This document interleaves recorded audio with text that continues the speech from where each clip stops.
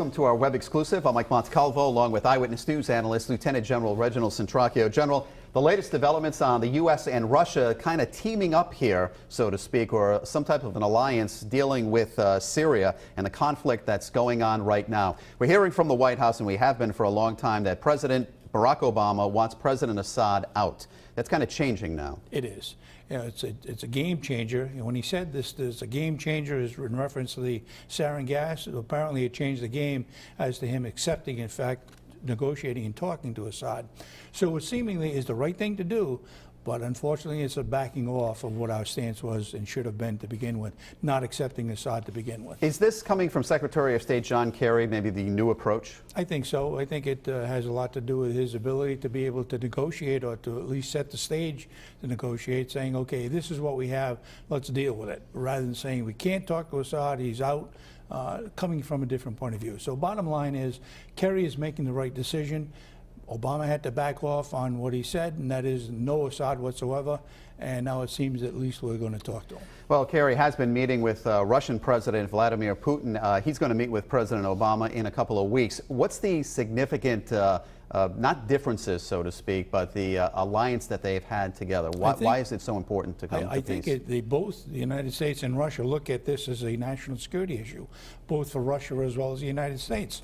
They know that any government that would replace Assad, you may have to deal with radical Muslims. And that is the case with the Muslim Brotherhood. So you don't know who's going to come in reference to dealing with the Syrian government to begin with. Well, who gets Assad out? You know, that has to be part of the deal, you know, and there's also talk of breaking up the country into two different parts, similar to what we did with Korea back in the 50s. Whether, in fact, that would work or not, it's anyone's best guess.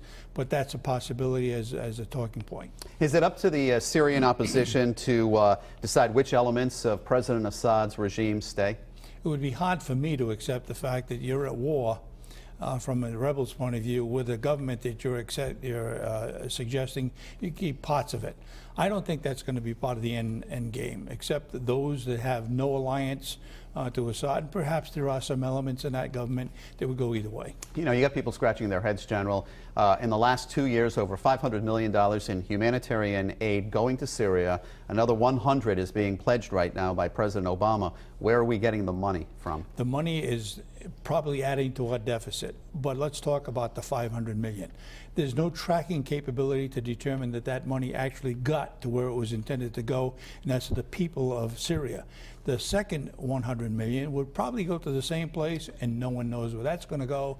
And I would suggest that it perhaps would go to the Assad government, not ending up where we intended it to go, and maybe bolstering up his ability to deal with the rebels. All right, so dealing with your point, so if we could track it, we knew exactly where that money was going, would you feel comfortable sending the $100 million? Probably not. Even at this point, you know, I do believe that Assad has the ability to deal with the humanitarian concerns within the country.